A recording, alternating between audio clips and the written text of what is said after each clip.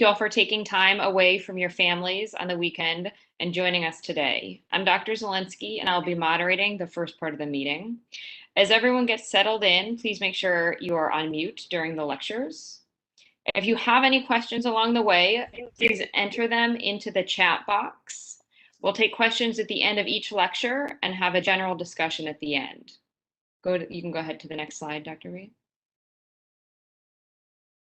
So we'll have four talks today, starting with Dr. Rhee, and it's my pleasure to introduce him today.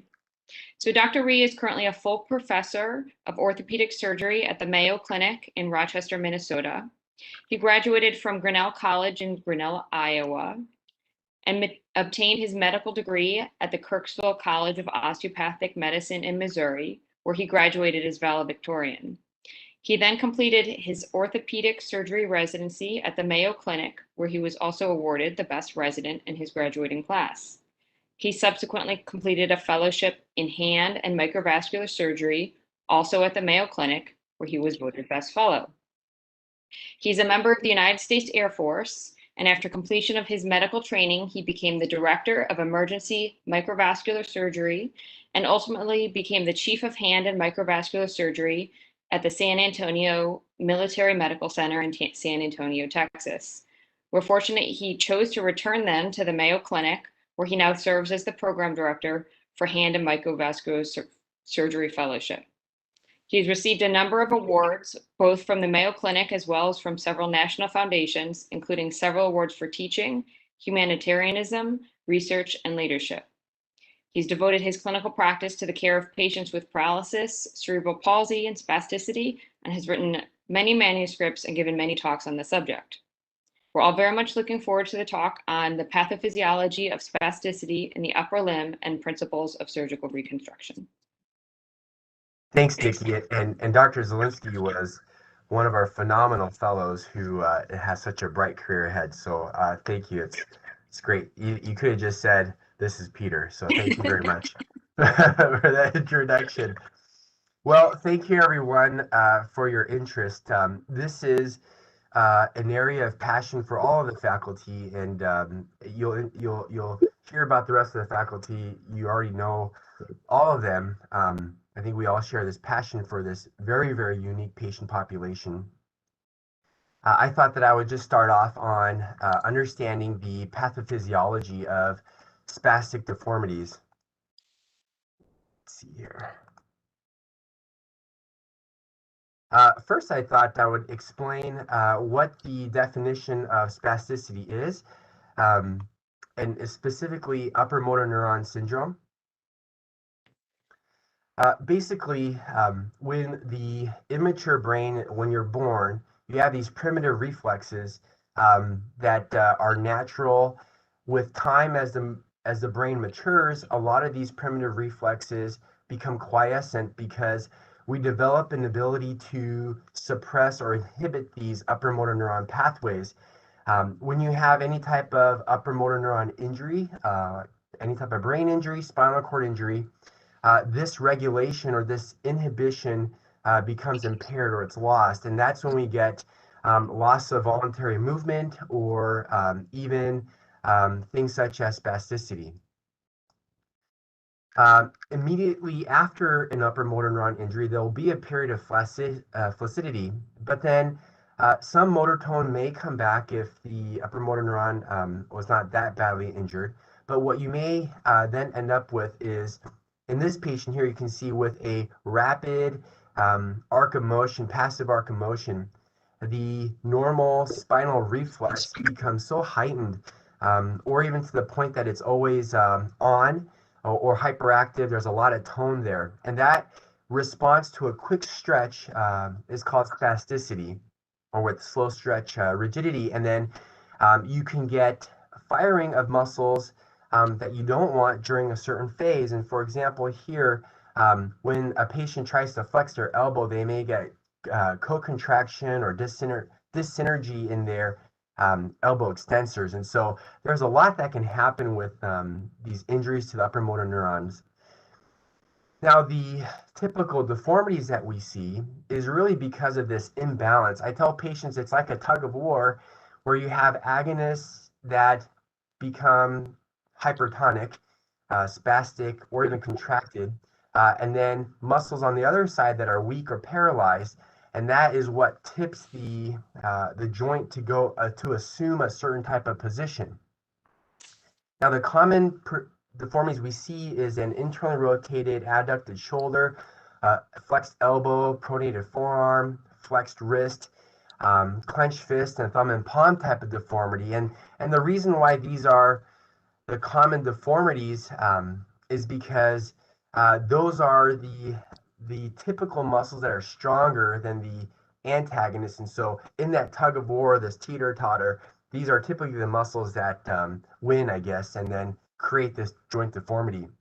I have to be clear, though, that it's not just spasticity. So initially, there is spasticity, where the muscles are just hyperactive, hypertonic, heightened in their spinal reflex, but their muscles have not contracted, their joints have not contracted. But with enough time, you can get muscle contracture, myostatic contracture, skin contractures, and then eventually joint contracture, which in a lot of patients with traumatic brain injuries, that can be exacerbated with any type of heterotopic ossification or other joint deformities if they had trauma.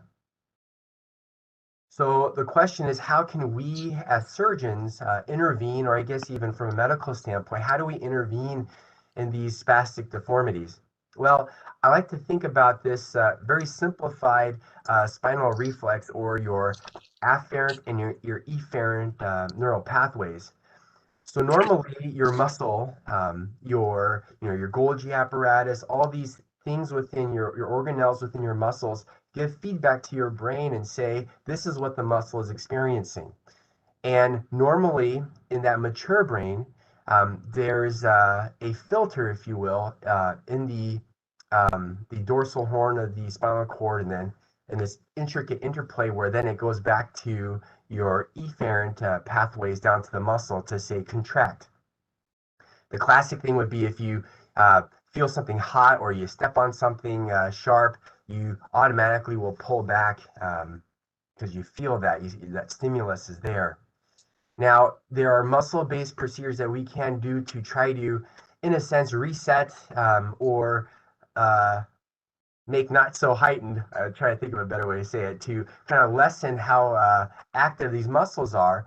And in this muscle tension contractility curve known as the Blix curve, we just really want to try to shift that balance back to change that sarcomere length so that we can kind of reset or decrease the information the muscle sends back up to the brain.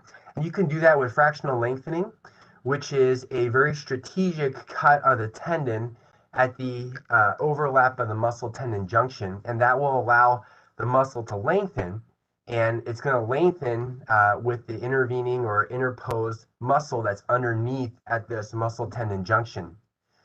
You can also do a Z lengthening, which is at the tendon itself, and that's just a strategic cut, and then a tenorrhaphy to try to lengthen the tendon and not really affecting the muscle tendon junction. Or you can release the origin of the muscle and let that slide, but keeping the innervation so that it's still, if the patient still has volitional control, still move, but now it can kind of rebound, reset into a better position.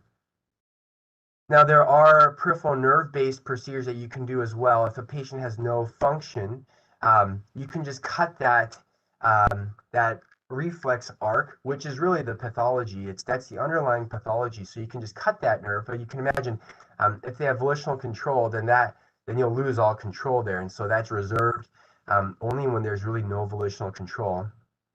You can either cut a portion out. Seems like semantics, but you can do that, or you can do a more deliberate neurectomy to preserve volitional motor control, but still decrease a lot of the axons that contribute to this aberrant reflex arc. So the principles are, again, you have normal joints, the agonists that are spastic, contracted, win. And so our goal is to try to tip that scale back to try to get them into a more functional position, whether they have volitional control or not in their hand. And so it used to be that, we would say, is it a functional hand or not? And I think that it's tough for us to judge if a patient has function or not, because what may seem like the most minimal amount of volitional control can be quite functional for a patient. So I try to go away from, is it functional or not functional? By definition, it would mean that they have some element of volitional control and some protective sensation. But if they have any volitional control, then to me, my set of procedures are so that they don't lose that little amount of volitional control. And so I try to go away from functional and non-functional, but historically, I think that's how we try to classify them. I think especially nowadays with technology and adaptive things, iPad, tablets, things like that, just a little bit of volitional control can be quite functional. As opposed to the non-functional, or really no volitional control, where they have no meaningful, no volitional firing, no potential for this, no protective sensation, then your set of procedures that you can utilize, it's much more different. So again, I wanted to say that what you decide to do for each of these different muscles is really based on their ability the patient's ability to fire these muscles. So in this patient here, who really has no volitional control whatsoever in the entire upper limb, we can employ a lot of different techniques that our goal would be to try to get her into better positioning, to improve her quality of life, to allow her caretaker to better take care of her. And so I thought I would just go through a few of these things. Like in this patient here, she had no control on her elbow, but we really want to get her elbow out a little bit easier so that her caretakers can put her clothes on easier and do some antecubital hygiene. And so here we can just cut the tendons, we can cut the muscles. So tenotomies here of the biceps, we can cut through the brachialis, which is a myotomy. We can even release the capsule, which could be in either volitional or non-volitional patients. And then for the hand here, she really has no control here. And we just want to get the wrist into a more stable position, more functional position, and get the fingers out and the thumb out so that they can do some palm hygiene as well. And in this patient here, we can just do, now I put this in the tendon transfer category because it is, but this is the classic superficialis to profundus transfer to try to get her hand out a little bit easier for hygiene.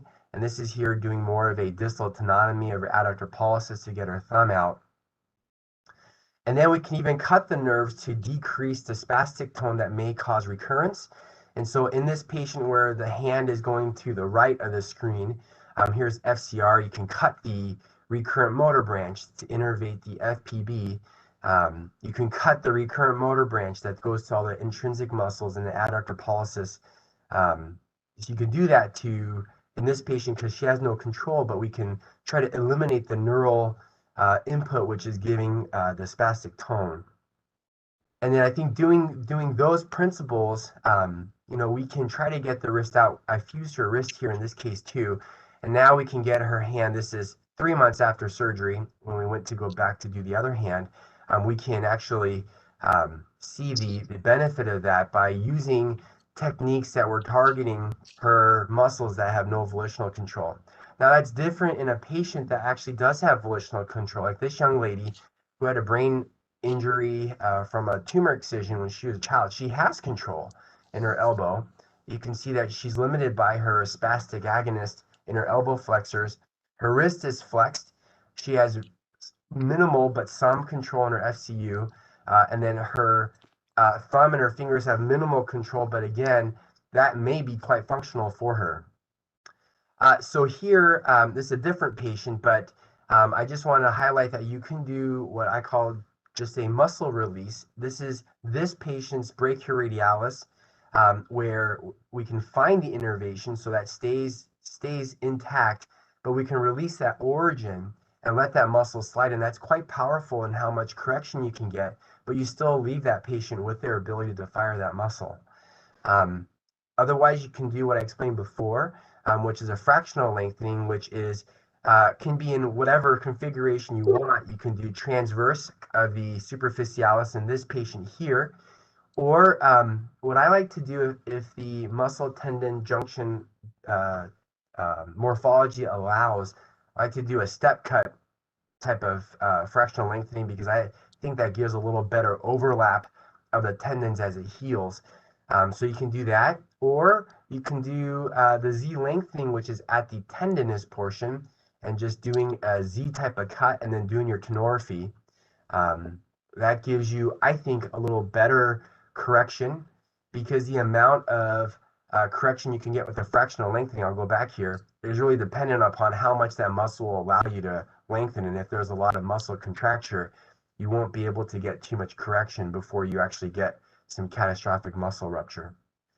And then, as I mentioned earlier, and Dr. Leclerc, who has really brought this to the forefront, so we owe a lot to her, is to not cut the nerve proximally, but to go all the way down to the motor rami before they insert into the motor end plates. And this is in a patient. This are the blue vessel loops are on the biceps motor branch, and the red is on the brachialis motor branch. And to find the motor rami and then cut up to about 70% of these motor rami, which still preserves their volitional muscle control at the 30% that's there, and that markedly reduces the spastic tone, realizing that there will be some axonal sprouting and reinnervation of motor end plates. So some of that will come back, but this is a very powerful tool that she has described in most every nerve within the upper limb. And then lastly, I put tendon transfers has a role too in these patients. In this patient here, which is the picture I showed, even though she had such a flexed wrist and her FCU had minimal control, it did have some control.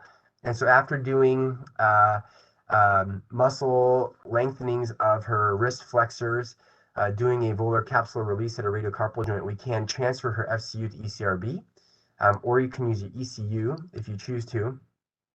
And I think then adhering to these principles of trying to preserve all of her volitional control that's there, I think we can get to a pretty good outcome that I think gives her still a lot of ability to use her upper extremity, which I just saw her recently. She was holding her iPhone. It's, it's a young adult. She's, of course, holding her iPhone. And she looks great. And I think it's because we were able to adhere to all these principles. So as we gear up to hear from our experts in the field on specific deformities, my take-home points would be whatever procedure you choose to do for each individual muscle is really based on the ability for that muscle to fire volitionally, but then also how much contracture there is in that muscle.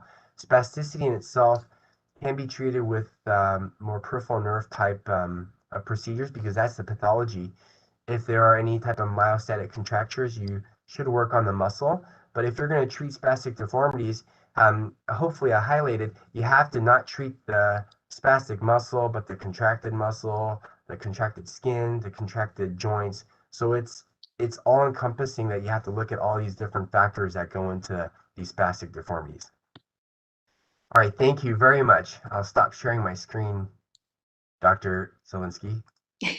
Thanks, Dr. Rhee. That was a great introductory talk. So Dr. Rhee talked about the definition of the upper motor neuron syndrome, the sites of surgical intervention, and what to do to decrease that hyperactivity of the muscle and perhaps change the muscle length to tendon ratio. And also went into the principles of management and the importance of not losing volitional control if a patient has it. He also talked about specific procedures that can be performed in the cases of patients that have volitional versus non-volitional control. Dr. Rhee, since we're sort of starting out with the global treatment of these patients, can you talk a little bit or mention a little bit about the overall care with the post-op rehab and the pre-op rehab, and what to do for those of us that aren't working at the Mayo Clinic, what we can do to like as physicians to help kind of coordinate the care for those patients? Yeah, Nikki, I think that's something that I'm very sensitive about because I think that from the world of physiatrists and therapists, I think that surgeons sometimes get the reputation that all we want to do is operate and then just forget about the patients. And so I think that having a good understanding of what I call pre-rehabilitation or prehabilitation, so before they're even a candidate for surgery, until they've had some neurologic plateau in their recovery after their initial insult, I engage with them as soon as possible and try to work on splinting, stretching, chemo denervation if they have ability to do that, like Botox, baclofen, things like that. And then I didn't mention it in terms of indications and contraindications of surgery, but a lot of patients with brain injuries can have receptive or expressive aphasia.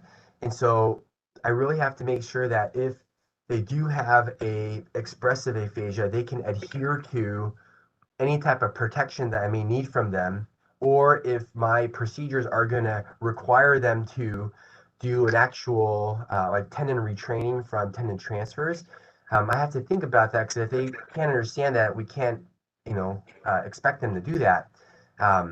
So then in post-op, I try to do most procedures in splinting so it's the easiest for the patients. And so if I can, I try to do muscle fractional lengthenings because you do have to protect them, but so you do have to protect them so that they don't stretch too much. But at the same time, what they will pull, stretch their muscles, and then they will sense how much their muscle is pulling, and there'll be some element of auto protection that I can let them and their families and their caretakers do a little easier rehab. Whereas opposed to if I do Z lengthening and I have to do a tenorrhaphy, I may be a little more worried that they may pull through on that, and I may have to protect them more.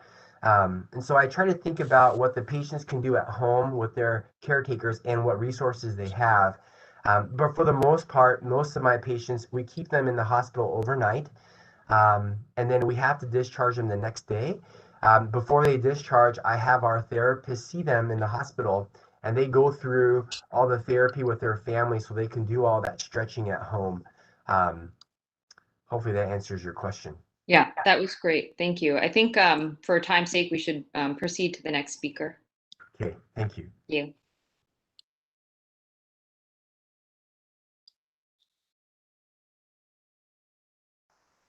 I made Dr. Sabapathy the presenter. Yeah. Is that what? Yeah.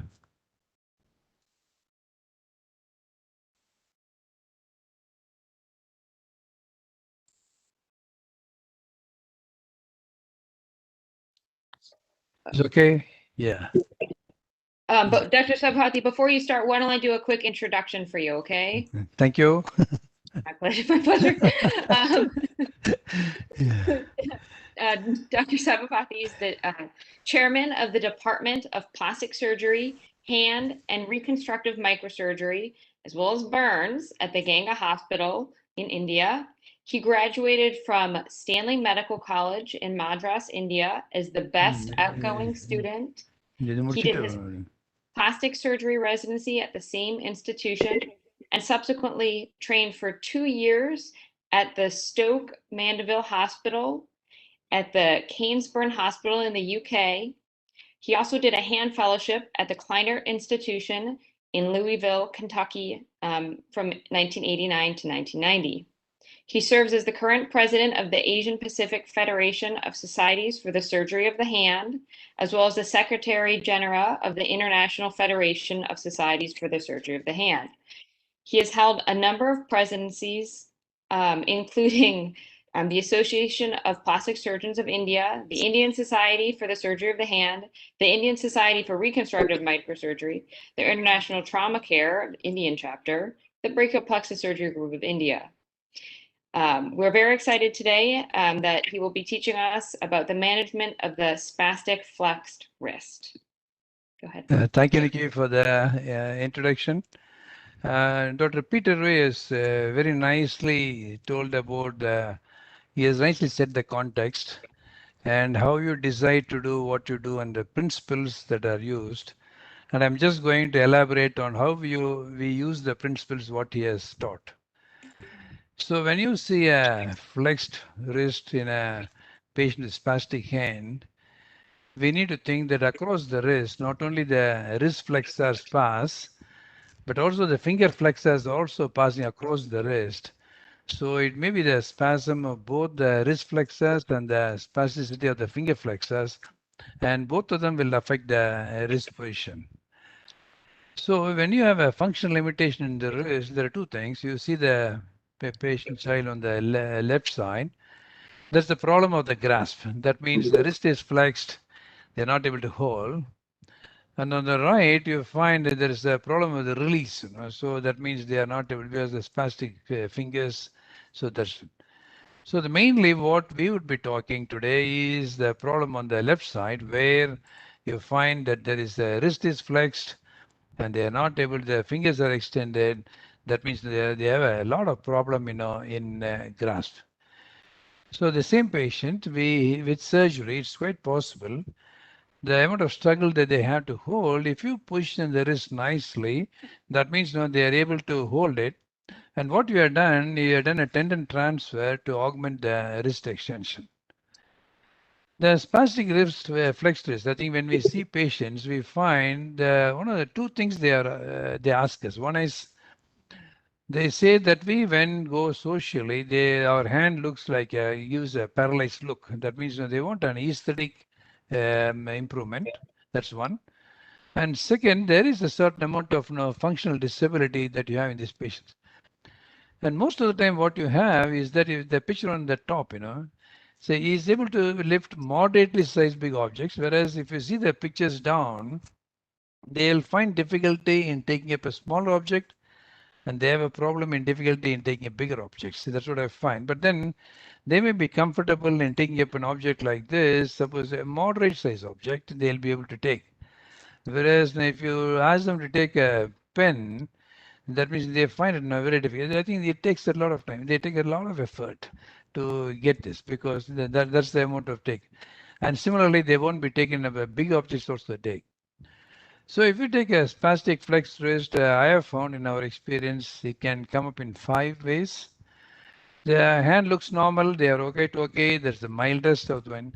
Normally when they are fine, okay, but then when they start walking or running, when they move, the wrist gets into a flex posture. That's the first one, that's the mildest. And the second is the dynamic flexion posture. That is, they're quite okay, but then when they're trying to pick up an object, the wrist gets flexed. So that is the dynamic flex posture. The third is the compensatory flex posture because they got to suppose they release the fingers, they have to flex the wrist. Only then because the fingers are spastic, so they have to flex the wrist so that the fingers get extended. So sometimes the wrist can get flexed because of the paralysis of the extensors. And as Dr. Rhee said, if you have a deformity for a long time, it goes on to contracture and it gets fixed. So how do we do that? Because if you see, the flex posture is basically because of a mild amount of FC overactivity. This again is due to FC overactivity, but then it is on a little bit on the more. It is much more than this. And a compensatory wrist flex posture is because of the spastic finger flexors. To correct it, they try to flex the wrist, or because of the weak finger extensors. Paralysis of the is because paralytic wrist because the weak wrist extensors fix it. Then any of these could go on to passively uncorrectable posture.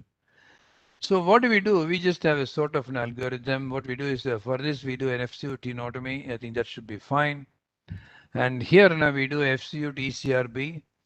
I think the whole charm or trick in getting a good outcomes in spastic hands is that in the tension with which you repair these tendons, that when you transfer these tendons, you need to really see them again, and again, so that in your own mind you get an idea as to how spastic it is, how is the other side, because Once you give anesthesia, once you give a block, that the hand becomes normal. I think that the hand lies, and then after that, you can't really say. Whereas this is so much, different from correcting other contractures. For example, if you have a post-burn contracture or any other contracture, or volcanismic contracture, the contracture is there, even under anesthesia, you know how much to correct, or radial nerve tendon transfer, you know how much to do. Whereas in spasticity, you need to have made up in your mind as to what you should do before the surgery, and no one else can do it for you. And here, what really helps is that a fractional lengthening could help. I think, as Dr. Rhee said, you're setting the length balance. You're setting it, and here FCU to EDC. If there's a weak finger extensors, FCU to EDC, and if you have a weak extensors, FCU to ECRB. Fixed, I think we go for wrist fusion. And we need to have a detailed assessment, and we say that you need to have a lot of parent counseling because many of them are children. But then we do meet adult patients also, and we have found that the outcome and the satisfaction have been the same even when you do it on older people. So age is not a criteria for not operating or not doing what you need to do. So what are the things I assess when I see a patient who's got a wrist problem? First, we should ask them to make a finger flexion to find out whether they have volitional control. I think that's very important. Volitional control means they have a power to do under command to do that. Not spastic muscles, they are not strong muscles. Only if they have control over what they do, then only the muscle becomes useful. The next stage we make ask them to extend the fingers. So when you ask them to extend the fingers, you find the finger amount of how much the wrist flexes, that will tell us the extensors are good, but the finger flexors are fine. They are not spastic. So because he is able to extend the fingers. Next, we ask them to flex the wrist. We ask them to flex the wrist, and if that measures FCU and FCR, and we ask them to do the wrist extension, the finger flexed, and if they are able to do this, that means it's due to the spastic finger flexors. And here, if they are able to flex the wrist extension, not to extend, it's a weak wrist extensor. I think this is what it will mean. And the next is that we ask them to do the wrist extension with the fingers extended, and this will tell us the angle, with which we need to correct. And we ask them to do that. Now you stabilize the wrist, and ask them to extend the fingers. I think these are the 6 steps which we do, and once we do that, we know what we need to do. And finally, these are things which are asking, and examine the hand at work. I think that's very important. Say here, this patient almost looks okay, but then you ask them to work, but then when they try to grip it, then what happens is that the wrist flexes. So then the grip becomes a little weaker. So normally they look okay, but then you ask them to do a job, then when they hold, when they have to bear weight, when they have to grip, that means the wrist bends down. That means there's a mild amount of functional deformity that they have, and this again, this could be corrected. And this is exactly what Dr. Peter Rhee so elegantly said. You do a sort of a serial detail examination. You just have to balance. I think and I'm going to talk only the wrist. And since 1923, I think the 7 years now, we've done 223 spastic hand surgeries. Of them, this 89 has been wrist FCU to ECRB, and that's the bulk of the surgery for the wrist goes for this. And we have found that not only functional improvement satisfies them, but even if you give them aesthetic appearance, if they satisfy the wrist, if they bring it to proper position, both the patients and the parents are very, very happy. So now we have the assessment in this child. What you assess is I've given you the how to assess. The assessment for this patient is the wrist extension is weak. There is no finger spasticity. So the plan is to do an FCU to ECRB transfer. Because there is no finger flexor spasticity, there's no fractional lengthening is necessary or finger extension. This is not needed because he is able to extend. So we just do the same, and then 1 year post-operation, you get a nice result like this, and they are able to hold things. They are able to take things well. The 2 common procedures for the wrist will be one is the FCU to ECRB transfer, which forms the bulk of the procedures. And when you do this, what we do is we have to really take on to the proximal third of FCU, because the nerves come over, and only when you take it well, and when you transfer it, the line of action comes much better. We have to do it. And this is a fractional lengthening of the finger flexors. When you do, one of the trick is that you don't really stretch it too much. You just cut it and then allow the therapy to stretch it as much as they do, because sometimes you might by you doing it fully, you might overly weaken the muscle. So here is the patient where we done FCUT, ECRB, and fractional lengthening of the finger flexors. So that's the pre-op. See, they are able to, you got a flexion, mild amount of flexion, and that's the post-op results that you got. See here, there's things where they can extend, and they are able to hold it very well. Quite often, the procedure to correct the wrist is accompanied by auxiliary procedures for fingers and thumb.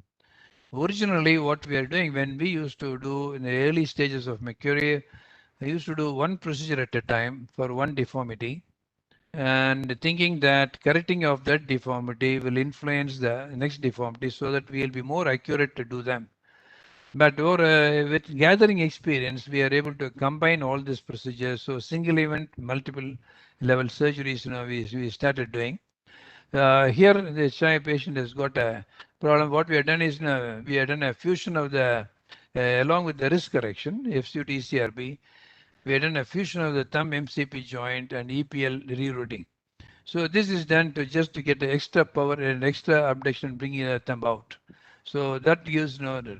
So whenever you do, when you think of doing surgery for the wrist, you start analyzing what are the other problems the patient has got. You should know, you can combine it with other procedures.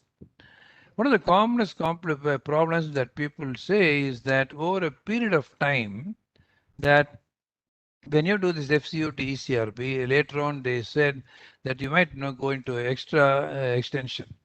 And now the people, only 2 of them have required corrective surgery for this type of problem. So how do you do them? Previously, as I told you, we used to do each deformity correction separately.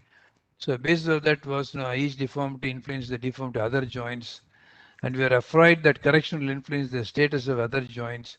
So one deformity correction at a time was advised. That's what we wrote in about 10 years back, and then now I think we have gone back with we followed up our patients, and we found it's much more safer to do a single event multi-level surgery.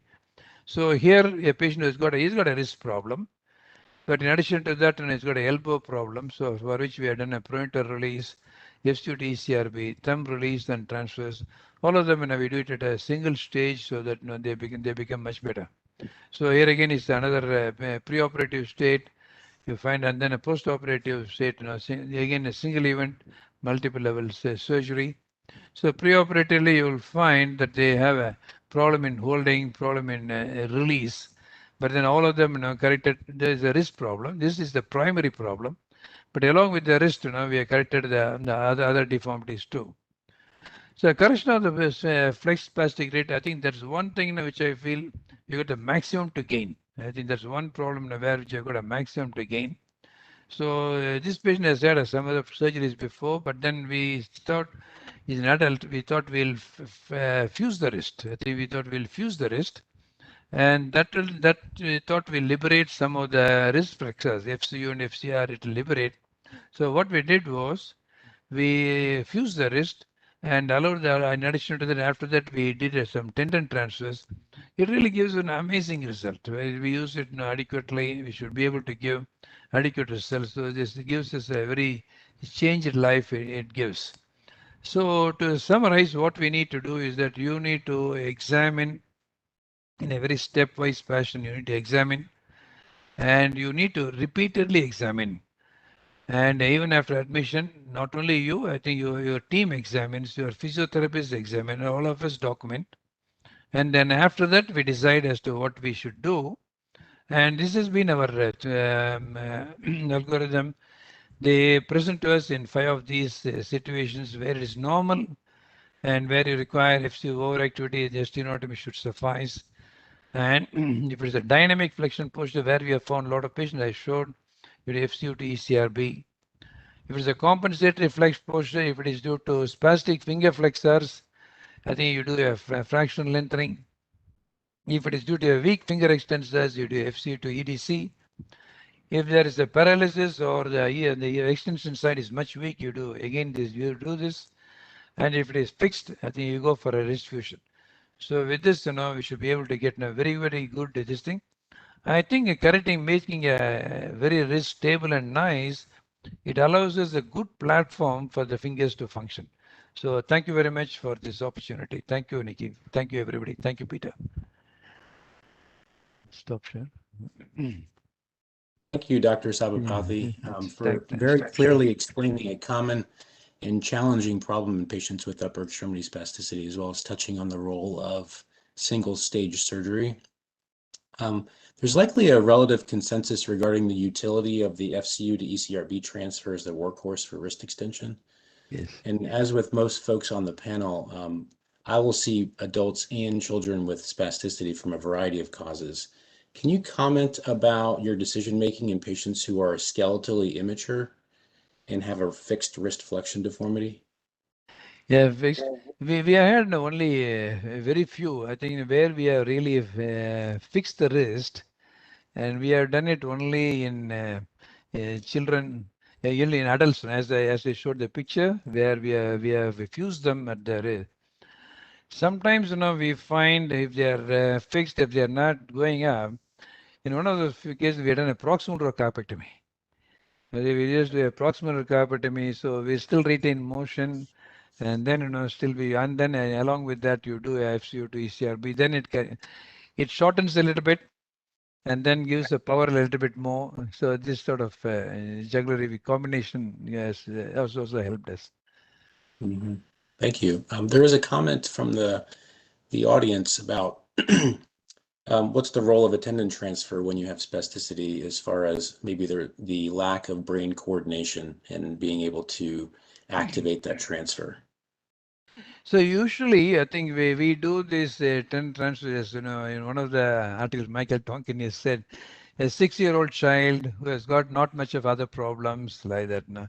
So if you have a child who has got thyroid problems or this, no. I think no, that's they don't do well at all. We don't do them at all.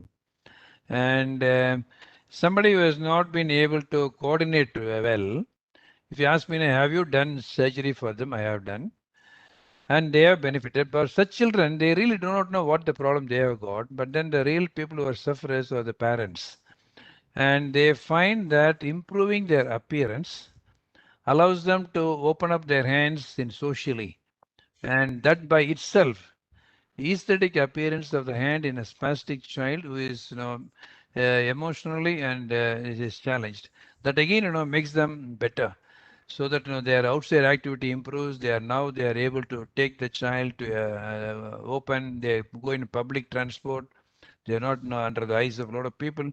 So if you want to make the spastic child better, such children, the amount of exposure, the input has also, sensory input has to go higher. So in that way, we found it useful to correct them. Josh, thank you. Josh, do we have time for me just to add to that? Yeah. I agree with Dr. Sabapathy that I don't mean to go against principles by any means for tendon transfers, but I think it's all based on your goals, because yes. if your FCU is spastic, has not grade 5 motor control and strength, but it's a inappropriate agonist and wrist flexion, and then if you can get the wrist up into neutral, and your goal is to get them a stable wrist in neutral or slight extension, then I still will transfer the FCU, realizing that it's not so much of I'm not expecting it to give them full active extension in that scenario, but it's a means to an end to correct that balance, to get that wrist stable. Then if they do have control on their fingers, it gives them a better platform to do grasp and pinch. So I feel like that is, for some patients, a good trial before doing a fusion. And so I will do it realizing that they don't have full control. I think there was a question about the dynamic EMG. Yeah? Somebody has asked. So I have no experience with dynamic EMG because we don't have that with us. So the only reason for that, I think we have to compensate it by repeated clinical examination. I think that's why we do it. And most of the important thing is in doing this FCO to ECRB, the transfer the tension. Most of the time, suppose you're doing it for a radial nerve tendon transfer, wrist extension. So after you do the pronator teres to ECRB, when you just leave it, we just want the hand to stay about 10 degrees above neutral for other paralytic disorders. Whereas here, I like to place the tension in such a way that it remains at 10 degrees lesser than neutral. So this compensates now. So I found this works really well so that you don't really get on to the problem of overactivity at a later stage.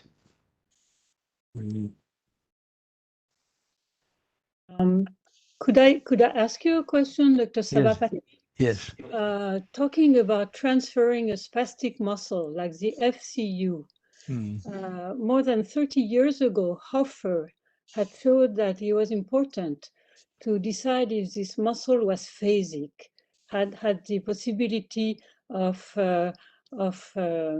becoming silent. And so he recommended to do dynamic EMG studies before deciding on transferring a spastic muscle. What are your views regarding that concept? Yeah. Caroline, as I told you, initially we didn't have a good person to do a dynamic EMG. So we are not done. But then so that's the reason I'm not able to comment on that about the dynamic EMG because I have no experience on that. But we have not had a specific problem because of that in our patients in doing this. And we also do it in other patients where even in birth palsy patients, and we have where the wrist is bad, we have done a FCO to ECRB just to get the wrist better. So even though they are non-phasic, even in such situations, they do work well. They do. We can train them. We can, make them better. I'm very sure about it. There were a few more questions in the chat about the role of Botox. My assumption is that, at least in our practice, the physical medicine doctors really do the bulk of the Botox injections. And then to Dr. Rhee's earlier point, sometimes the impression is that surgery is a failure of management. I think I'm hopeful that over time I look at it as treatment rather than in the last resort when the medical management has failed, for example. But I do think that probably all use Botox. Either we administer it ourselves, or at least in my practice, we let the PMers do that. Yes. I also don't use Botox for these children.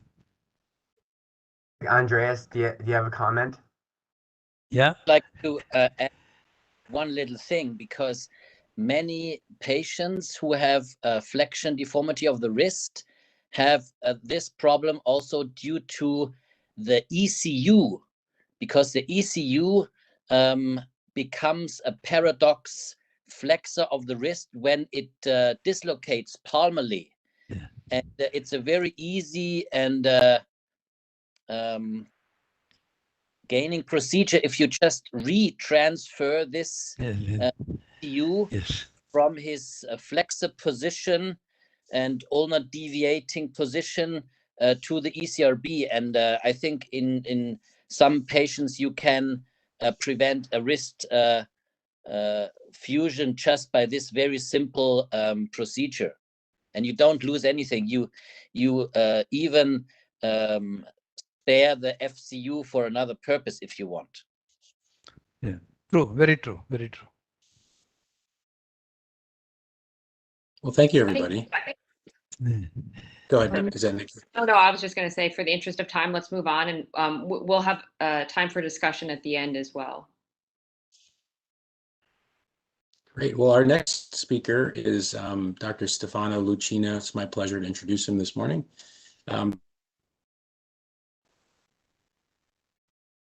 orthopedic surgery and traumatology. He completed residency and fellowships at Monza, Sydney, Barcelona, Miami, Philadelphia, and Turin, and is board certified in hand surgery. He's published more than 40 articles and has given many international presentations. His clinical research is focused on microsurgical and minimally invasive solutions that improve outcomes. He's also passionate about teaching students and residents and is a member of the Faculty of Medicine at the University of Southern Switzerland and is a professor of hand surgery at the School of Hand Therapy and at the Technical Medical School in Lugano, Switzerland. Dr. Lucchina will be presenting to us today regarding the treatment of the clenched fist deformity. Thank you.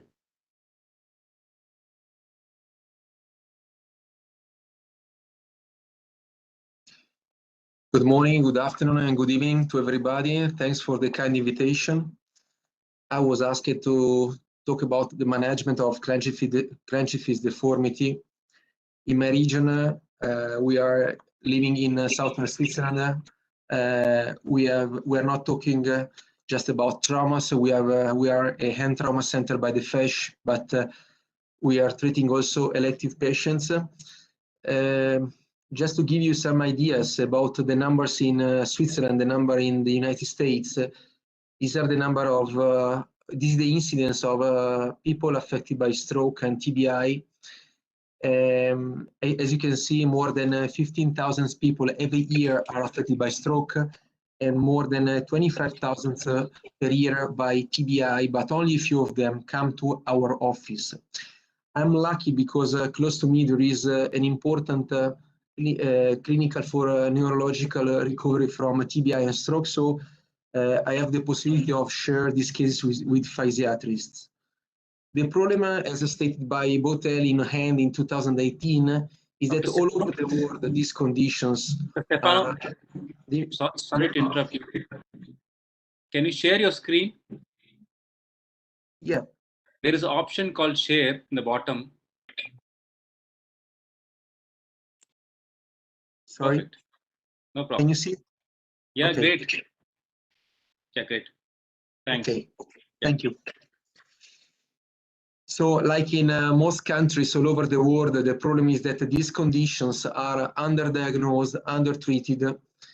Frequently there are comorbidities, so there is the typical fight between surgeons and anesthesiologists. In most cases there is a scarce information, and I would say a scarce interest from the scientific community or from the society. In some cases there is also a problem of coverage by the insurances. As I told you, I'm really lucky because close to me there is this clinic where we can share the cases with the physiatrists, with OTs, and with the so-called ergotherapists, so the hand therapists that in Switzerland they have a special degree from the normal physiotherapist. And the stroke people and the TBI usually share the same problems of cognitive impairment, problems of sensory loss, and impairment of muscle coordination and activation. So that's why it's really important, the multidisciplinary approach. As you know, Peter was talking about the upper motor neuron syndrome, and these are the typical characteristics of these people with paresis and/or spasticity and/or rigidity and/or impaired control of muscles activation with synergistic patterns and synkinesia. And the flexion pattern is typical. So actually, in some cases, I know really from the beginning that there are some cases that maybe they will come to my office because there is a good network with my colleagues. So I know from the beginning that in the first 6 months, there is no space usually for the surgeon, but just the space for a medical stabilization, the space for splints, bracing, the prophylaxis of heterotopic ossifications, especially in the elbow, and then the prevention of contractures and limb deformities. And in many cases, the hand surgeon is just coming after this period because at the beginning, other general orthopedic surgeons are working on the brachial plexus, on the shoulder, on the elbow. the typical deformities are represented by this figure with shoulder abduction or adduction, shoulder subluxation, elbow flexion, forearm pronation, wrist flexion, and clenched fist deformity. This is the topic of my talk. I'm not talking about thumb palm because Andreas will talk about that. So actually, talking about people affected by upper motor neuron syndrome, the 3 big goals are hygiene, appearance, and function. But before doing anything, as Raja was telling us, more than usually about, I'm talking about the usual elective surgery, we need a careful assessment of cognition and communication skills, the evaluation of the sensation, the proprioception, and the spontaneous use of the hand. Because in summary, what is topical is to understand whether or not the deformity is fixed or dynamic, if there are bony deformities, and if there is a volitional control of individual muscles. In summary, if the soft tissue limitation is due to a muscle overactivity or a soft tissue contracture. Talking about the fingers, the appearance is usually with fingers clasped, the access to the palm is compromised, the fingernails dig into palmar skin, and there is a skin maceration, breakdown, and malodor. And going more deeper, we have to check the volitional control. Usually the finger extension is weak or absent, and the FDP control is better than FDS that can result in boutonniere deformities. Then we have to check if there is a median nerve or ulnar nerve compression and intrinsic spasticity. Why? Because usually, apart from the wrist flexion correction and apart from the clenched fist deformity, then we have to decide whether or not an intrinsic spasticity should be addressed immediately in the same operation or in another stage. As to the diagnostic tests coming from UPenn experience, apart from the normal X-rays, what is really helpful if you have a good neurologist close to you is the dynamic multi-channel EMG to check the voluntary control and the famous dyssynergia. In summary, to see if there is only a problem with the agonists or a problem with the antagonists.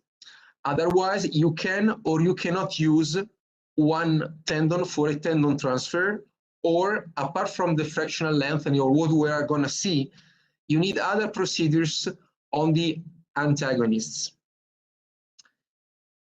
If you ask to a patient the grasp and the release, you can see from this EMG evaluation, the active one, that there is, if there is a group of muscles that there is in phase or out of phase, and if they are firing only during the activity you are checking, or also in the counter activity, in this case, the grasp or the release. So in summary, you can see, you can distinguish from the FDP and FDS if they are firing only during flexion or during extension as well, and the FDC are active during extension or during extension and flexion as well. Looking at the hand, if you look at the clenched fist position, it's the stage 5 according to Marian-Keenan classification. It is the worst situation with a staging that goes from 1 to 5. And one other topic that I'm always trying to underline is that surgery is one of the many tools. The other point is that it provides permanent correction of deformity, unlike toxin botulinum. And then it gives a help and a hope to the therapist and the relatives and the patients. Then last thing is not to be thought as the last chance when nothing happens and when nothing works, but a new way of thinking, especially if you have a good relationship with the physiatrist, to the GPs, and to the other colleagues of the famous multidisciplinary approach, you can move yourself earlier than what you are thinking about, and before the deformities become severe and fixed. Then before starting a procedure on the fingers, but this is for the shoulders, for the elbow and so on, you have to consider the quality of life of patients and relatives. If you look at the picture with a blue arrow, there is the typical husband or wife that usually brings the patient with a wheelchair, especially to the office. And what you are thinking to do and what you are planning is really changing the quality of life also for these people, for the attendant care, and think about how many medications are you saving, especially in poor countries, and how many blocks are you saving, how many orthoses, if you make, for an example, a wrist fusion instead of the palmar splint, and how many infections or problems with the skin, so how many dermatological evaluations are you saving? For sure, we know there are the famous contraindications. For an example, I'm involved in some humanitarian missions in poor countries, and sometimes it's really difficult to perform some operations of the ones I'm talking about today, because there is no ICU, and usually patients have other problems, so medical instability, peripheral infections, seizures, and uncontrolled agitation is a contraindication. In summary, because we are surgeons, we are practical, we have to think about, from the clinical examination and from the dynamic IMG, is there any volitional control, yes or no? If there is, let's go through a fractional lengthening. If there isn't, let's think about STP transfer.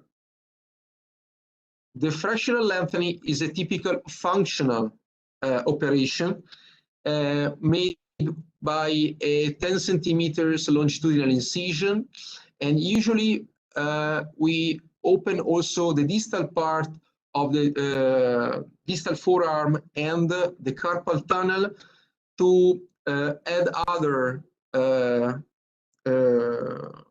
techniques, to add other parts, that is the carpal tunnel release and median branch or median or ulnar branch motor branches neurectomy. The fractional lengthening after division of the palmaris longus can be made as a transverse procedure or a step cut one. Try and lengthen the FCU, FCR, FPL, FDS, and FTP. And then after that, we gently place the wrist and fingers in extension to lengthen the muscle tendon unit. The point is, sometimes there is an imbalance between the function and the appearance. As surgeons, we are really gratified, we are really happy to see the fingers and the wrist completely extended, but be careful. Some tips and tricks, the gap shouldn't be exceeded the 1 centimeter point. Avoid excessive stretching not to rupture the muscle tendon junction. Remember that an additional range of motion is obtained by wrist active range of motion. And when there is a severe wrist deformity, think about total wrist arthrodesis. The post-op care is with 3 weeks with a palmar splint, but we start usually with our end therapist on post-operative 1. There is the passive wrist extension only after 3 weeks, and activities against resistance after 6 weeks. Remember, most hands become active assist, and best results are obtained with volitional hand opening. But the point is, are we happy in all cases? Well, I would say in most cases our patients are happy. In this case, for an example, after a lot of years, the patient restarted writing. And we are talking about patients with volitional control of FDS and FTP. I will show you that also after STP transfer, they can get better, the pinch grasp. Marianne Keenan in 1987 published this paper about her famous 27 cases with 91% of functional improvement. just with FPS and FTP fractional lengthening and FCR zeta lengthening. I should say in my experience that I'm not used to make the Z lengthening more than the FCR lengthening and FCU lengthening, because I think there is no gain and you need 3 weeks with a secondary immobilization of the tendon sutures you have made. The point is, as usual, how to improve the active extension of the fingers, because in less than 50% of patients, there is an active finger extension. A lot of tricks that are the usual flexible orthosis, the usual dynamic splints like for radial nerve palsy, but usually they are not comfortable. So it's not easy, it's a matter of discussion. What is the idea is to make the FCU Pro ADC, but I do not recommend you, because the problem is that it can allow you to make an active grasp. It places the hand in an open position, but usually it does not provide active hand opening. That's the point. This is my experience. So this is the point of patients with volitional control. The point is how to treat patients with the problems of hygiene, appearance or cosmesis with no volitional control. STP transfer was popularized by Brown in 1974, and then with time we changed it. The point is to make a longer longitudinal incision, extended to the palm for a CTR or the neurectomy of the tuners. I'm used to open immediately. It's just the starting point, because I don't think that only after looking at the CTR, if there is a secondary median nerve compression, then you cut, otherwise you don't cut. I think that it's just in case a prophylactic opening of the carpal tunnel, because one of the main complications postoperatively is the swelling.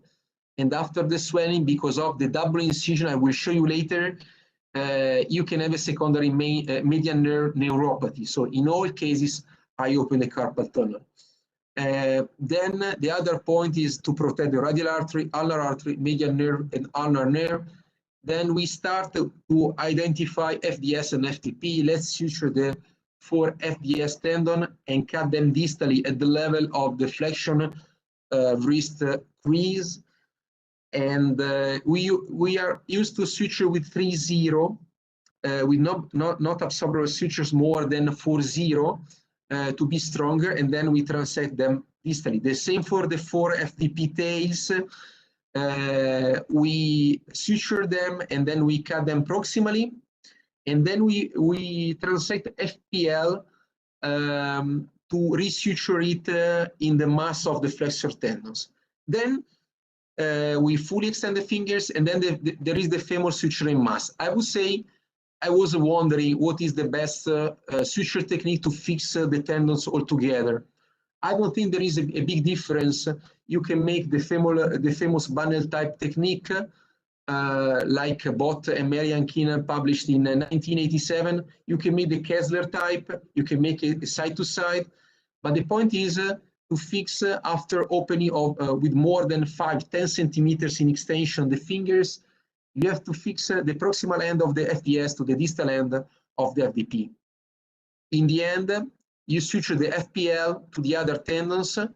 As before, usually I make U sutures or a side to side, because we have to run faster to reduce the operating time. Then what I'm used to do is, in all cases, the CTR and then a total wrist arthrodesis. I will explain you why, but the second time, operating time on the dorsal side, that usually increase the swelling in my experience that comes from Marian Keenan's experience. To stabilize the wrist, you need a total wrist arthrodesis. Otherwise, you can have a secondary wrist flexion contracture. The neurectomy of the palmar branch, of the motor branch of the median nerve and the motor branch of the ulnar nerve, the thenar muscle slide, the intrinsic release, we usually do in another step, because usually when you fix the extrinsic muscle spasticity, you have to check if the intrinsic spasticity is fixed as well or not. And usually it takes time. So we are not to use we're not used to make in the same procedure the hand and wrist and the intrinsic muscle spasticity. And I would like to say that usually we divide our upper limb surgery into 3 parts. The first part is shoulder and elbow. The second part is forearm and wrist fingers. And the third one is the fingers as to intrinsic spasticity. For the risk of recurrence, for gravity or for the lecture of functional wrist extensors, we are used to make on the dorsal side total wrist fusion with a pre-bend plate at 15-20 degrees by Synthes. And if needed, we make also a proximal row carpectomy to reduce the need of secondary bone graft. At the beginning, a few years ago, we were starting with the iliac bone graft. Then we changed with the use of the bone chips. I'm talking about allograft. Then we changed it using a trench from the distal part of the distal forearm of the distal radius, and then make it glide according to Brunelli and Battistone techniques. And now in the end, with the new Synthes plates, you don't need anything rather than an allograft or the bone chips coming from the PRC if you've done otherwise nothing. And we haven't faced with any complication, I mean secondary dislocation of the hardware. And then the total wrist arthrodesis is also useful to reduce the risk of secondary wrist hyperextension for spastic extensor tendons that you can see in the dynamic EMG as I was showing you. Then 6 weeks with a short arm cast, and then a removable volar splint for 6 more weeks with passive assisted motion with hand therapist. The results, we know from Pomeranz 1996 in 15 cases after more than 4 years that there is a final improvement of cosmesis, hygiene, and dressing. More recently, in only 6 cases by Meinen in 2008, there were no cases of secondary problems with cosmesis, hygiene, and dressings after 19 months. In 2018, Dr. Perrault in France studied 26 cases. What is really interesting in this paper is that after 47 months, that he performed only 3 total wrist arthrodesis, and he made a tenodesis of the ACRB, ACRL, and in 2 cases he could achieve also a pinch grasp. Okay, now I would like to end up my presentation with the famous, I would like to thank Marianne Keenan in UPenn and all the team in UPenn, and I think that we have to stay visionary for our lifelong as surgeons, because we have to continuously to improve the quality of care for these undertreated and these underdiagnosed patients. Thank you. Thank you, Dr. Lucchina, for clearly explaining the clenched fist deformity, the very important perioperative considerations, and the technical nuances for successful reconstruction. One of my first questions I had, although you touched on it in some detail, was that when you perform an extrinsic flexor lengthening in whatever fashion you choose, it very commonly unmasks intrinsic spasticity. So, and it sounds like in your practice, you'll come back at a secondary stage to address that, which I also will do. In cases where you have the patients who have a fixed flexion contracture at the MCP joint, despite your extrinsic release, what are your strategies to address that at your second surgery? Well, first of all, this is the talk by Andreas Gohritz. I didn't say anything about that. Just in case, if there is no soft tissue procedure to address your problem, you have to go to the bone. So just in case, if you can't do anything on the soft tissues, as I was telling before, you have to think about a bone procedure. But the point is, in my experience, unlike Dr. Raja Sabapathy, it's not a multi-level, one-stage procedure. It's a three-level procedure in 3 different stages. And usually, depending on the volitional control or not, but this is Andreas' talk, we make a neurectomy or we make an intrinsic slide. And depending on the grade of stiffness, we make or not osteocapsular releases, and especially MP joint arthrodesis. Mm-hmm. Thank you. One more question. In patients with moderate or moderately severe extrinsic finger flexor spasticity, how do you make the preoperative determination if they have some volitional control, whether they should have a fractional lengthening or an STP transfer if you don't think your fractional lengthening will give you the release that you're seeking? The trick is it's a double trick. Usually, as I was showing in my picture, I asked to the patient with a clenched-fist deformity, I try and put my finger inside the palm, and I ask them to try and grasp first. This is the clinical evaluation. The only thing you can do is just to see if there is anything working or not, first. Second, what is really helpful if you have a really skilled, well grown up neurologist is to do the famous dynamic EMG. They help you and they can tell you if the group of the FDS or FDP are working or not, and second, if the EDC are working or not. So they can tell you what is working, what is not, and what is working as an agonist, and what is not working as an antagonist, and what is working as an antagonist against you. But it's not easy. May I ask you a question, Dr. Lucchina? Yeah. Regarding STP that you've described very well, some teams have stopped doing it because they found a great number of swan neck deformities after this procedure. So I was wondering if that's also your experience, and in which cases you would not perform an STP. Sorry, I couldn't hear what you meant about the complication. I couldn't hear. Swan neck deformity. Yeah. Swan neck, you know, called diseño. Yeah. Okay.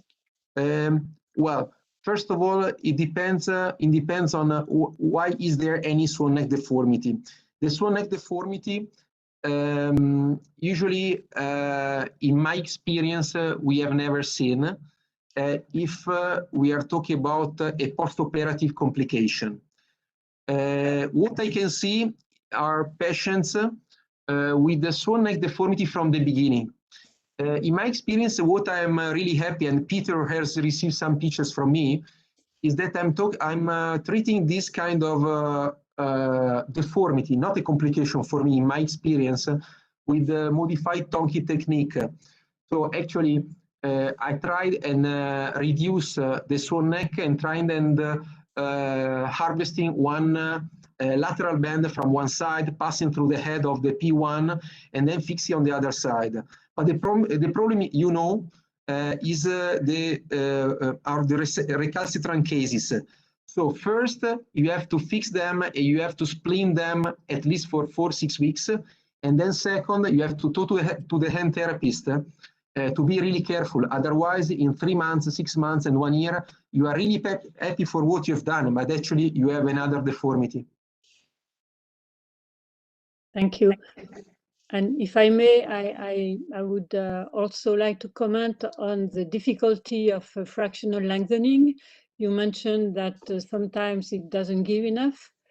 Actually, we did an anatomical study on 20 subjects. This should come out very shortly in the American Journal of Hand Surgery.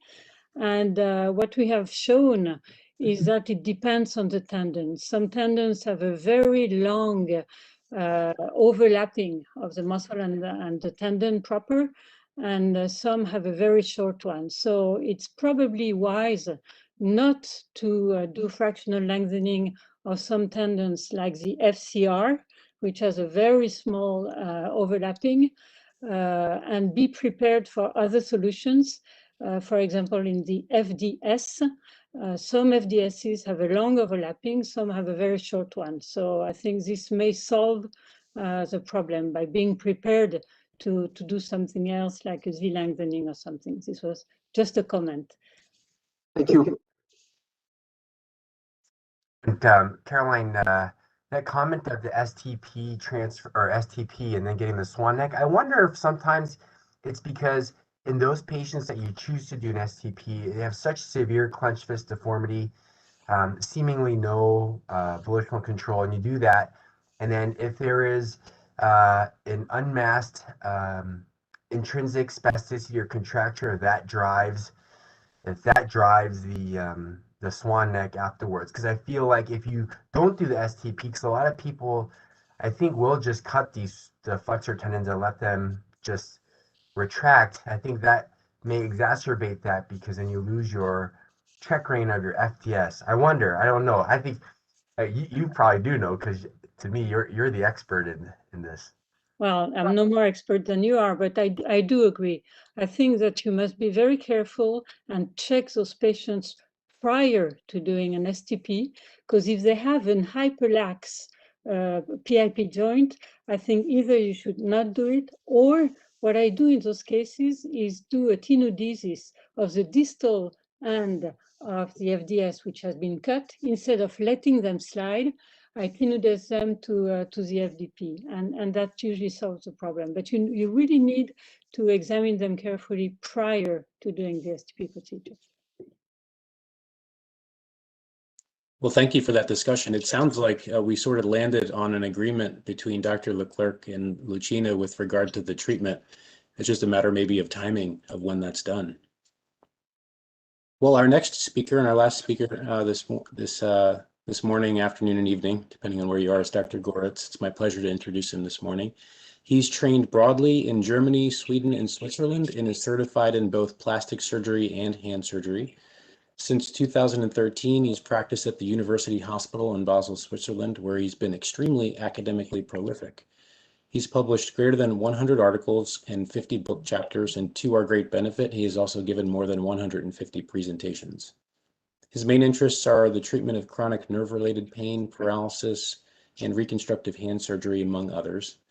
Dr. Gohritz will be presenting to us regarding treatment of a difficult problem in patients with spasticity, the thumb and palm deformity. Thank you. Thank you.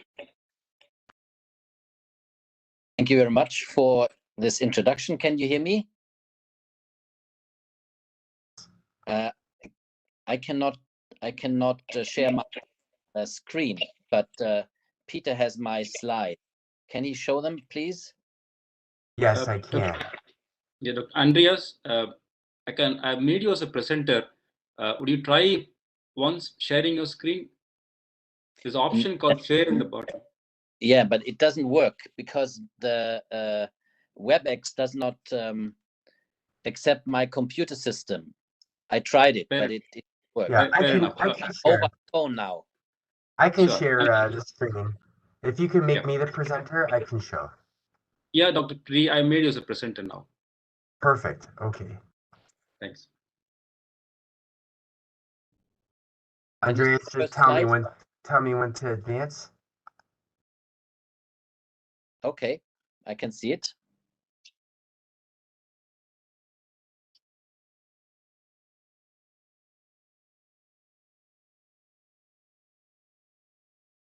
Please, my topic will be surgery of the thumb in palm deformity, and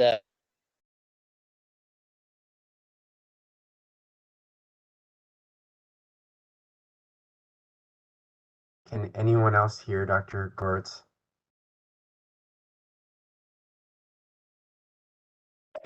No, we can't hear Dr. Andreas. Dr. Andreas?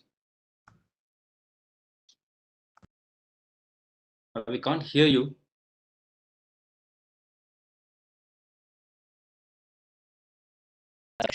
But yes. Yeah, please go ahead. So, thumb in palm deformity. Yes, we can hear you now. Thumb in palm deformity is defined as a fixed adduction flexion posture in patients with an upper motor neuron dysfunction, such as in CP, stroke, traumatic brain injury, or spinal cord injury. And they have an imbalance of the spastic thumb flexor adductors and weak or paretic extensors. And this is severely impairing their hand function and also their hygiene.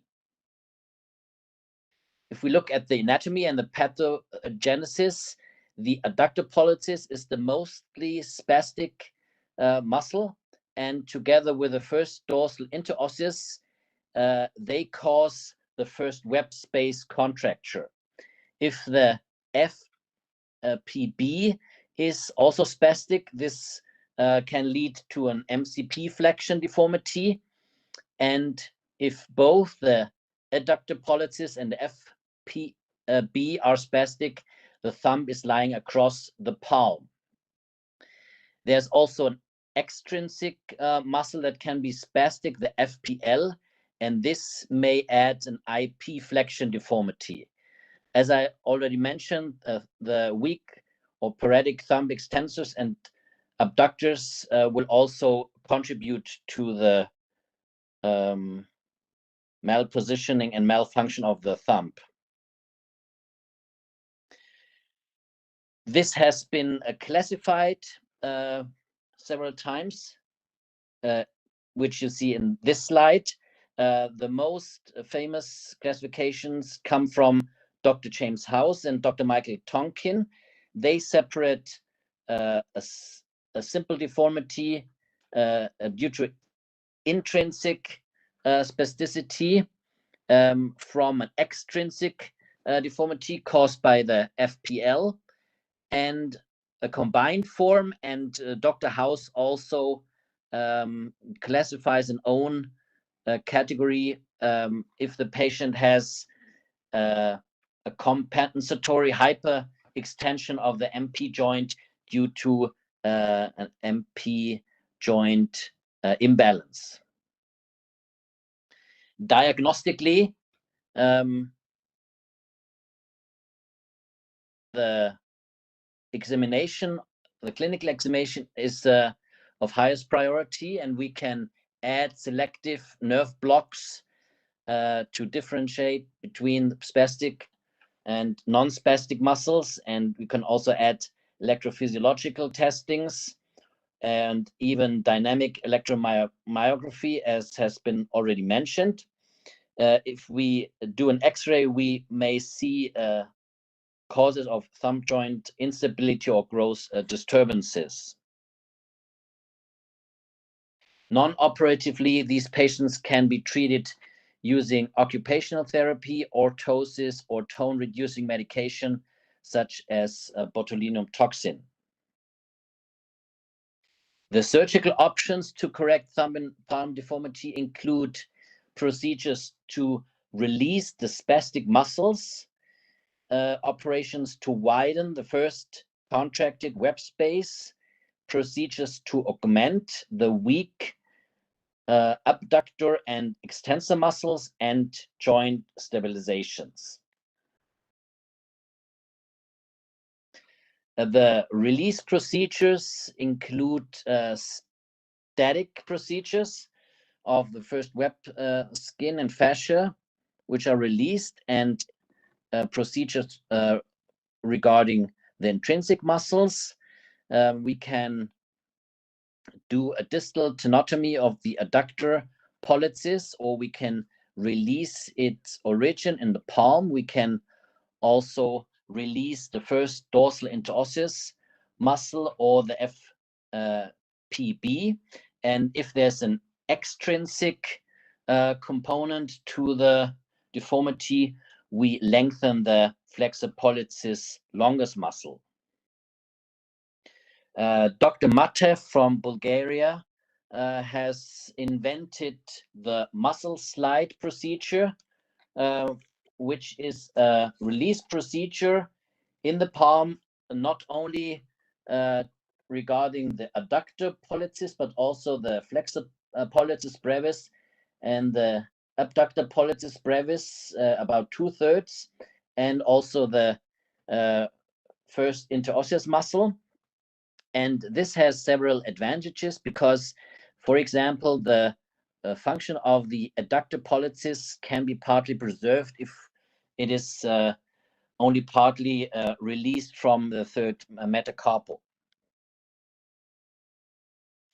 And he refined his approach during the decade. So in 1991, he presented on 56 cases where he combined his intrinsic muscle slide release with an FPL slide lengthening that you see on the pictures on the right, with an additional augmentation of thumb abduction and extension by APL or EPB shortening. And he did not need any bony procedures in his large patient series. There's always the question, do a step cut or a fractional lengthening? And regarding the FPL, fractional lengthening is better than the step cut. And this slide, I wanted to put it into my talk because it derives from a course that I made with Dr. Leclerc, and it was very rewarding in many aspects. But this slide saved me so much time and effort because it gives you, and you will be able to read it soon in the journal article, an exact scheme which muscles, depending on their muscle architecture and their muscle tendon overlap zone, is better suited for fractional or step cut lengthening. And there are very interesting differences between muscles that are lying just next to each other, but the one may be a lot better for set lengthening and the neighbor may be better and much easier for fractional lengthening. So you get predictable results and you can reduce your operative time a lot. Dr. Leclerc also investigated nerve procedures such as the hyperselective neurectomy of the deep branch of the ulnar nerve that can help to correct thumb and palm deformities. And you can find the exact spot where to meet the deep ulnar nerve branch by taking the landmarks of the B styloid line and then the parallel through the thumb, and where it meets with the FCR direction, you have this exact point where you can find it between the both abductor pollicis heads and the first dorsal interosseous muscle. And you can partly neurect it. And probably it's interesting to look back into history because selective neurectomy was actually invented by a surgeon named Dr. Stoffel in 1910, and he published a book in 10 years later. And you see that his approach to thumb and palm deformity was a combined one. He used a median nerve, thenar, fascicle, a neurectomy, and did an additional adductor myotomy, which he called an open bloody adductor pollicis myotomy.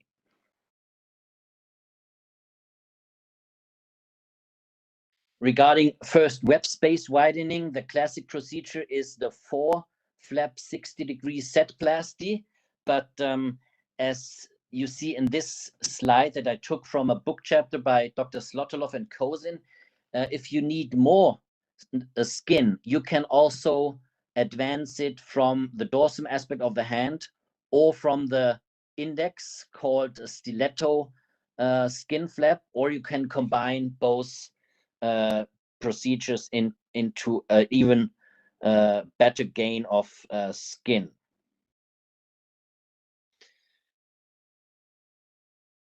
To augment the weak or paretic thumb extensors or abductors, You can use several motors, such as the brachioradialis, ECRL, FCU, FDS, or PL.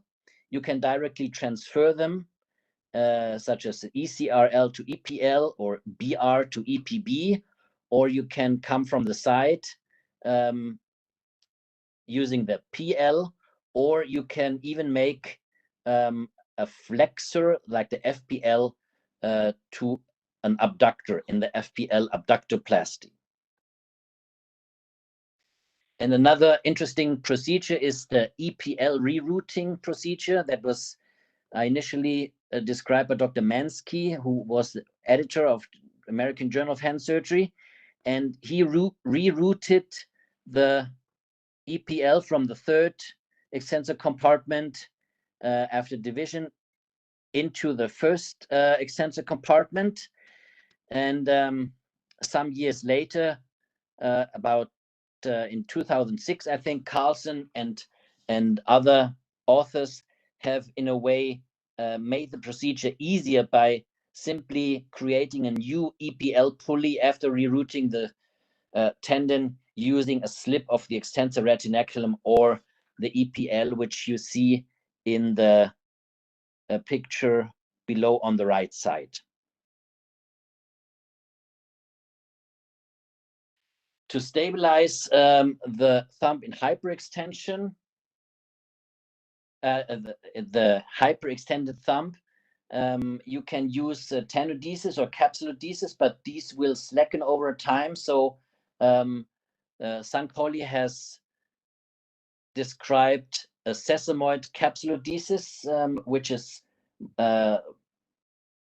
much stabler for severe cases, or you can use joint arthrodesis procedure of the IP, MCP, or CMC joints. And in the non-functional thumb, in the non-functional upper extremity, the procedure has been lined out by Dr. Keenan.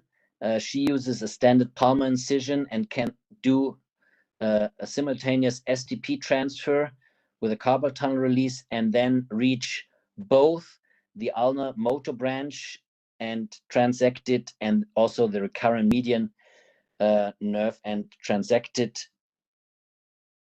and do, if necessary, an additional flexor pollicis longus tenotomy. Post-operatively, these patients get a short arm thumb cast in full radial and about 30 degrees of palm abduction for 4 to 6 weeks. If you do tendon transfers, you may consider also dynamic splinting with much earlier mobilization. And of course, if you do any bony procedures, such as an MCP arthrodesis, you have to control the bony healing radiographically. There are certain pitfalls and complications. For example, insufficient or contracted fibrotic muscle that is not entirely released. For example, the adductor pollicis has some extensive origins. There's a nice anatomical studies also by Dr. Witthaut and Dr. Leclerc from 1990, and sometimes the origin came from the fourth metacarpal, so much more extended than you think. Then, of course, if you have adhesions, you can lose excursion post-operatively, and if you over-lengthen the tendon or use an incorrect vector of transfer, then you have only a limited success, such as a reconstruction of active thumb adduction. Also, if you have an unstable joint, for example, MCP, your tendon transfer may fail. In all of these procedures, you have to be careful about the neurovascular structures that should not be injured. This is a very simple clinical example of a patient who had the wish to do office work but was unable to do so because of his bilateral thumb in palm deformity. And after simple bilateral adductor release, he could even handle paper clips. And this is a bit more complicated, a combined procedure in a patient using a first web release, FPL fractional lengthening, EPL rerouting, and a stabilization of the MCP joint by arthrodesis. And you see the pre and post operative difference. So in summary, I would like to give you some kind of thumb in palm algorithm. I think you should always try to correct the contracture, intrinsic contracture of the first web space by releasing the adductor pollicis and the first dorsal interosseous, possibly also the FPB. To widen the first web space, you use plastic surgery techniques such as the classic 4-flap Z-plasty or other techniques that I already mentioned. If you have an extrinsic component caused by the FPL, you lengthen the FPL. And if the patient needs a better abduction or an extension, you can augment this by either EPL rerouting if the EPL is functional, or by tendon transfers using motors such as BR, FCU, and so on. If you have a thumb hyperextension or instability, you can correct this by a capsulodesis or by joint fusion. These are my references. Thank you very much for your kind attention. Well, thank you, Dr. Gohritz, for that fantastic talk and for your expertise on this really common problem, the thumb and palm deformity. I will start the Q&A session, and we have a few more minutes. I think our plan is to end around 11:50, so just to be respectful of everyone's time, I will ask one short question, and then I'll open it up to our expert panelists. In severe thumb and palm deformity releases, I found that there remains a relatively large dead space in the hand, as large as hand dead spaces can be, from the muscle and soft tissue release. And because the body has a tendency to fill this dead space with scar tissue over time, I think this contribute to some recurrences. What strategies do you employ for recurrent thumb and palm deformities? That's a very difficult question. I have to admit that I have not seen many cases with that. Yeah, luckily. Mm-hmm. But I think you have to simply analyze what is the possible cause of this. Have you, for example, as I mentioned, not been thorough enough to correct the intrinsic component, for example, by the adductor pollicis, or has there been, if you have only released it partially, can you do further release, or can you add another muscle if you have only released the adductor pollicis? Would it be possible that, for example, the flexor pollicis brevis plays a role, or the abductor pollicis brevis, which is rare but can also play a role? So that would be my my approach. Yeah. Mm-hmm. If you really think about the component of the skin component, of course you can use local flaps, such as in patients who have very severe burns of the first web space, and you can use exactly these techniques to widen the first web space if it's a soft tissue problem and a scar problem. If I may add something, I agree with Andreas. This is a very tricky question. First, I think you need to put a lot of attention on the post-op. And I would tend to splint those patients for a long time, at least night splint for a long time, over 6 months. I think this is important. And secondly, in my experience, some causes for failure may be, rather than recurrence, maybe insufficient opening. And in some of these patients, especially adults, have had to come all the way to opening the carpal tunnel, because all the muscle insertion on the carpal tunnel, even if that is released, that doesn't contribute fully to the opening of the first web space. And in some cases, they are rare, but you should always remember that this may help. Opening the carpal tunnel gives you the actual real opening. Mm-hmm. Dr. Andreas, I actually also have a question for you and for the entire panelist. Is there a role for trapeziectomy in these patients with thumb and palm deformity? Maybe I'll answer first. I think it's tempting to think that you can treat the adduction deformity like you would for basilar joint arthritis, but I think that you would then cause instability at the base of the thumb, but then not effectively treat the main problem, which is all soft tissue.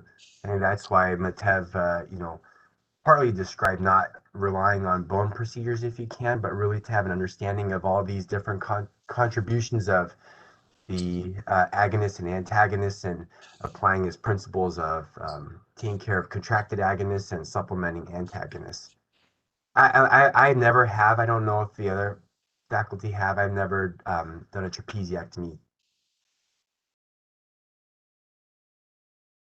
Okay. Yeah, I also never done a trapeziectomy for thumb and palm. Thank you. We have one other question from the audience about maybe just reiterating the role for hyperselective neurectomy in these patients for thumb and palm. I think you touched on it, but perhaps if Dr. Leclerc can comment. Yeah, thank you, Andreas, for mentioning the work we did with Nathalie Bini on hyperselective neurectomy of the terminal branch of the ulnar nerve. We now routinely do it also on the motor branch of the median nerve in most occasions, because we have found that the ulnar nerve was not enough. So whenever we think that a nerve procedure is indicated for the thumb and palm, we would probably routinely act on both the median and the ulnar nerve. This would probably, if we have time, lead me to a question to Dr. Sabapathy. Now that we have this tool, of hyperselective neurectomy, do you find a place for it in your spastic flex wrists? Because it seems like part of the deformity, of course, is spasticity of the flexor side. So would you consider it nowadays as part of your treatment?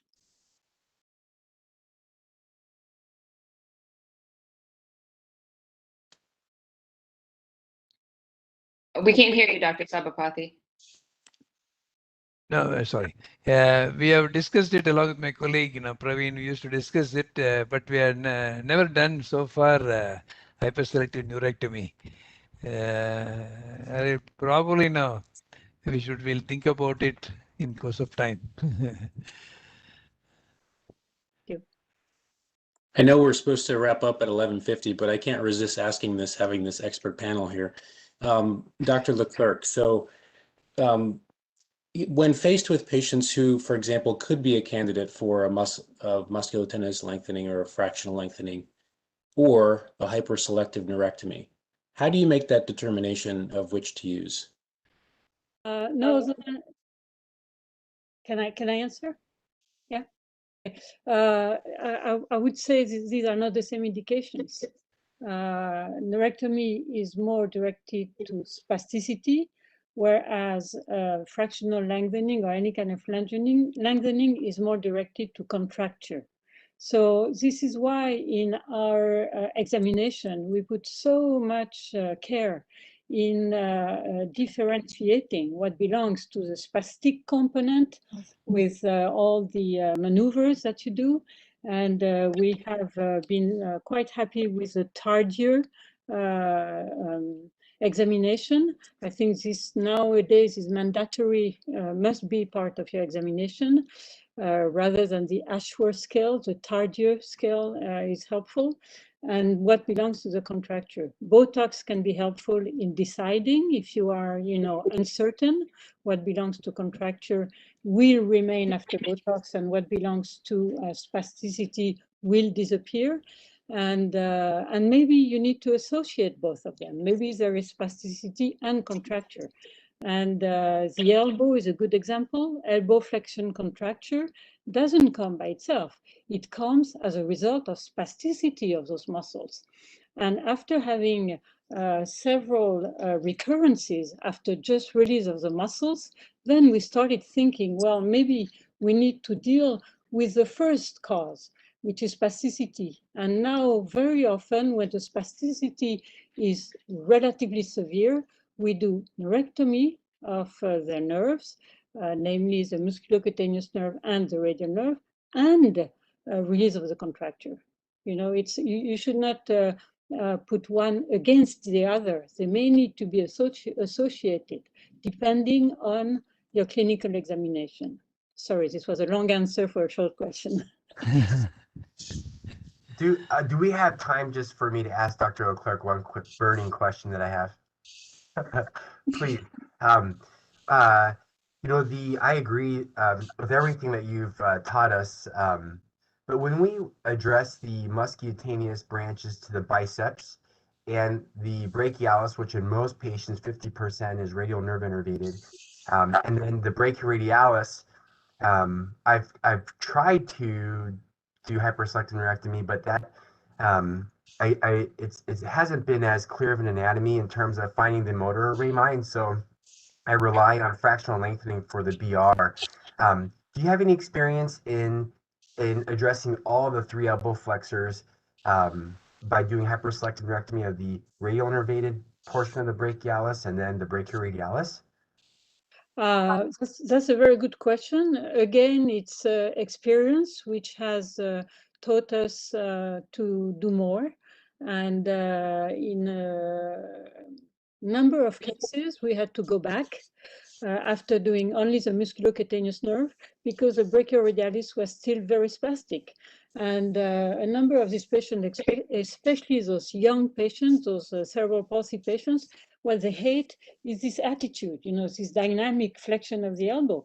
And even after neurectomy of the musculocutaneous nerve, we still had it. And so we had to go back and do the brachioradialis. And so nowadays, again, we probably do every time or almost every time hyperselective neurectomy of both. You saying that the brachialis is 50% innervated by the radial nerve, but it's not 50% of the total amount. There is a branch in 50 or 60% of the cases, but it's minor. Most of its innervation still comes from the musculocutaneous nerve. But anyhow, when we decide this is an indication for neurectomy, we will do both. We will do median and brachioradialis, and we will do, musculocutaneous and brachioradialis. I acknowledge that this is a lot of scar, but if scar is the point, then we need to discuss with the patient. But I think this is the best way. For that great question, Dr. Rhee. And I wonder why there's a lack of some buy-in, I think, about the hyperselective neurectomy for the elbow. And I wonder if that has been the problem with people having recurrence, is this issue. Any last burning questions for our panelists?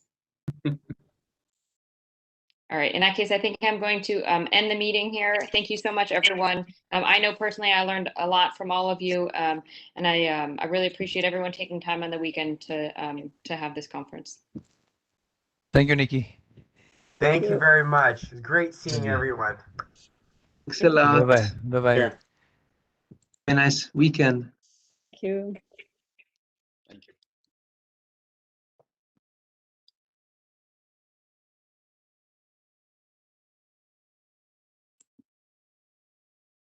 Thank you, Dr. Nikki. I mean, really, you did a great job. Thanks. Bye-bye. Thank you. Thank you so much for joining us. Thank you.